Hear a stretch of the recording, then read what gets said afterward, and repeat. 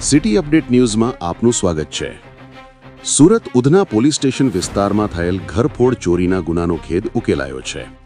Udhna surveillance ટીમે ઝડપી કાર્યવાહી કરી 3 આરોપીઓને ઝડપી પાડ્યા છે। ઈસ્ટર્ન એન્જિનિયરિંગ કંપનીની ઓફિસમાંથી રોકડા રૂપિયાનું ચોરીનો કેસ નોંધાયો હતો। પોલીસે આરોપીઓ પાસેથી ₹6,05,000 રોકડ મુદ્દામાલ કબજે કર્યો છે। સુરત શહેર પોલીસ કમિશનર શ્રી અનુપમસિંહ ગહલોત સાહેબના માર્ગદર્શન હેઠળ ઘરફોડ અને વાહન ચોરી જેવા ગુનાઓ સામે પોલીસની કાર્યવાહી સતત ચાલુ છે। આ છે city update news. Sufiyan Mulla જોડાયેલા રહો, કારણ કે હવે શહેર નહીં સમગ્ર દેશ કહેશે।